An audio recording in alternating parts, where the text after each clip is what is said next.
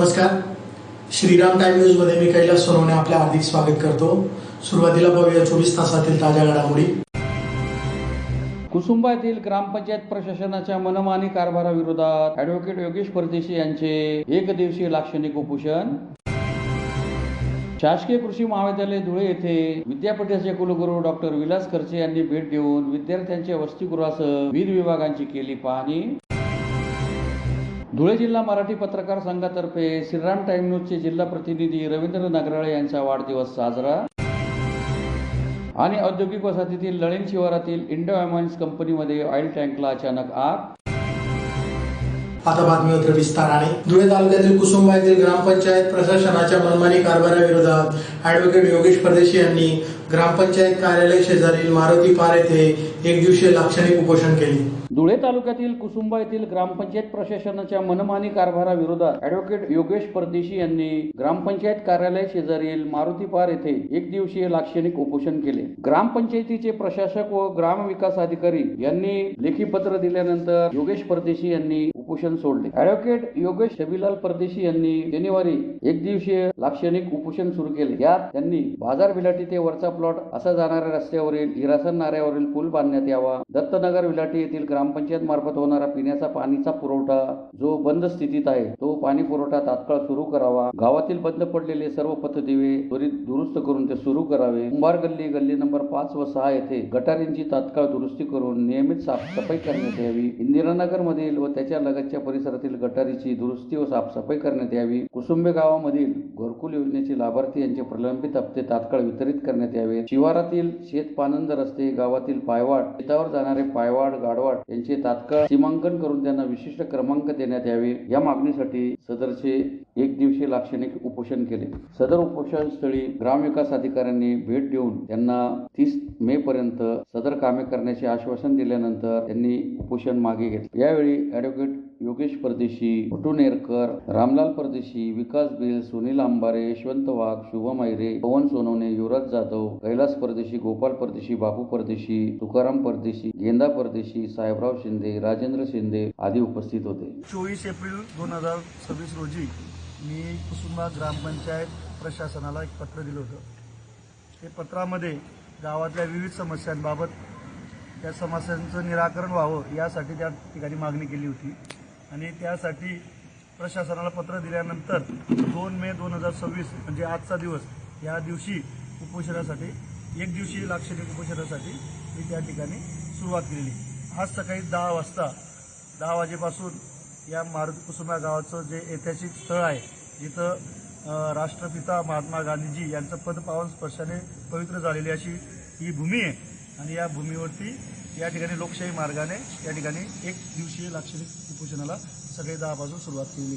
ही तो पूल त्यासाठी निधी उपलब्ध करून त्यासाठी तिथं तो पूल नवीन करण्यात यावा ही मागणी आम्ही ग्रामपंचायत प्रशासनाकडे केलेली आहे. त्याचप्रमाणे दत्तनगर बिलाटी आहे, या ठिकाणी बऱ्याच महिन्यांपासून या ठिकाणच्या वस्तीला पाणी भेटत नाही, तरी पडत आहे. शासन आपण मोठमोठ्या गप्पा आणतोय जलजीवन मिशन अंतर्गतामध्ये, पण जलजीवन मिशन हे खऱ्यामध्ये जर बघितलं तर तो प्रत्यक्ष मैदानात उतरला आहे का? ग्राउंड लेवलला जे लोक राहतात त्यांना त्याचा फायदा झालेला आहे का? पडलेले पददिवे हे बऱ्याच दिवसापासून गाव पूर्णपणे अंधारात आहे आणि ते त्या ठिकाणी पददिवे लावण्यात यावे अशी त्या ठिकाणी मागणी करण्यात आलेली आहे. त्याचप्रमाणे गावातल्या तुंबलेल्या गटारी, सांडपाण्याची व्यवस्था याविषयी मागणी करण्यात आलेली आहे. आपले कुसुंबा ग्रामपंचायतीचे ग्रामसेवक पाटील साहेब या ठिकाणी या उपोषणस्थळी त्यांनी भेट दिलेली आहे आणि त्यांनी आम्हाला लिखित स्वरूपात ते आम्हाला या महिन्याच्या 30 तारखेपर्यंत ज्या मागण्या आम्ही केलेल्या आहेत त्या पूर्ण करण्यासाठी त्यांनी आश्वासित केलेलं आहे.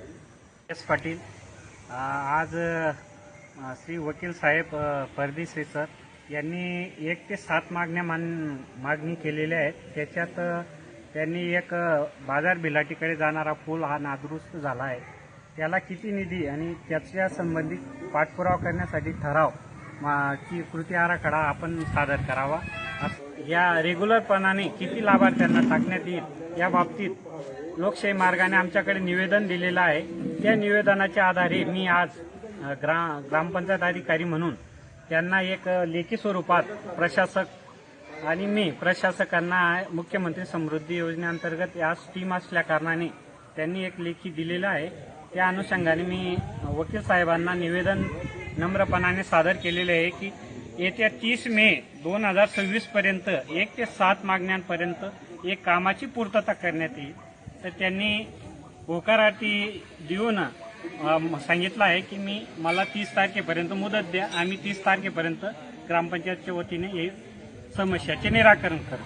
महात्मा फुले कृषी विद्यापीठ अंतर्गत शासकीय कृषी महाविद्यालय धुळे येथे शनिवारी विद्यापीठाचे कुलगुरू डॉक्टर विलास खर्चे यांनी भेट देऊन विद्यार्थ्यांच्या वसतिगृहासह विविध विभागांची पाहणी केली. महात्मा फुले कृषी विद्यापीठ अंतर्गत शासकीय कृषी महाविद्यालय धुळे येथे शनिवारी विद्यापीठाचे कुलगुरू डॉक्टर विलास खर्चे यांनी भेट देऊन विद्यार्थ्यांच्या वसतिगृहासह विविध विभागांची पाहणी केली. कुलगुरू डॉक्टर खर्चे यांचे धुळे येथे आगमन झाल्यानंतर त्यांनी 1960 साली सुरू झालेल्या या महाविद्यालयाच्या परिसराची व उपलब्ध सोयी सुविधांची पाहणी केली. यावेळी त्यांनी विद्यार्थ्यांच्या वसतिगृहाला भेट दिली असता इमारत अतिशय जीर्ण अवस्थेत असल्याचे निदर्शनास आले. विद्यार्थ्यांच्या सुरक्षतेच्या दृष्टीने संबंधित वसतिगृह तात्काळ रिकामे करण्याचे आदेश त्यांनी दिले. दरम्यान काही विद्यार्थ्यांची व्यवस्था शेतकरी निवास येथे करण्यात आली असून उर्वरित विद्यार्थी खासगी निवासस्थानी राहत असल्याची माहिती मिळाली. यानंतर कुलगुरूंनी महाविद्यालयातील विविध विभागांना भेट देत प्लांटेशन परिसराची पाहणी केली व विद्यार्थ्यांशी संवाद साधला. यावेळी त्यांनी विद्यार्थ्यांना मार्गदर्शन करताना संतुलित खतांचा वापर, अवर्षणाच्या परिस्थितीचे शेतीचे नियोजन तसेच पावसाचे प्रमाण कमी असल्यास महात्मा फुले कृषी विद्यापीठ यांनी विकसित केलेल्या आधुनिक तंत्रज्ञानाचा वापर शेतकऱ्यांनी कसा करावा याबाबत जनजागृती करण्याचे आवाहन केले. विद्यार्थ्यांनी गावागावात जाऊन या तंत्रज्ञानाचा प्रचार प्रसार करावा असेही त्यांनी यावेळी स्पष्ट केले. यावेळी कुलगुरू डॉक्टर विलास खर्चे यांच्यासोबत सहयोगी अधिष्ठाता PM इले, प्राध्यापक RJ देसले, प्राध्यापक SD पाटील, विश्वनाथ शिंदे आदी उपस्थित होते. महात्मा फुले कृषी विद्यापीठाच्या अंतर्गत हे आपलं शासकीय कृषी महाविद्यालय धुळे येथे आहे. या ठिकाणी आज आम्ही भेट दिली. तर या महाविद्यालयाला जवळपास 1960 साली हे महाविद्यालय सुरू झालेलं आहे. या महाविद्यालयामध्ये मोठ्या संख्येने विद्यार्थी या ठिकाणी प्रवेश घेतात आणि शिक्षणाचं काम या ठिकाणी या धुळे कृषी महाविद्यालयामध्ये या ठिकाणी चालतं. तर या महाविद्यालयामध्ये BScच्या सोबत पदवीचा अभ्यासक्रम जसा आहे तसा पदव्युत्तर अभ्यासक्रम देखील 7 विषयामध्ये पदव्युत्तरचा अभ्यासक्रम देखील या महाविद्यालयामध्ये आहे.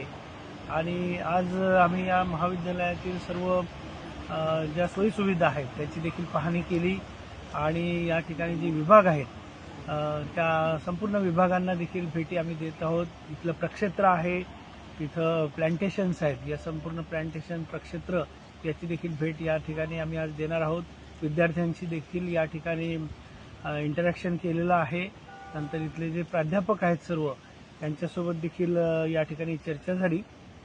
एकूणच या वर्षीची जी परिस्थिती आहे ती एल निनोचा प्रभाव हा होण्याची शक्यता आहे हवामानावर.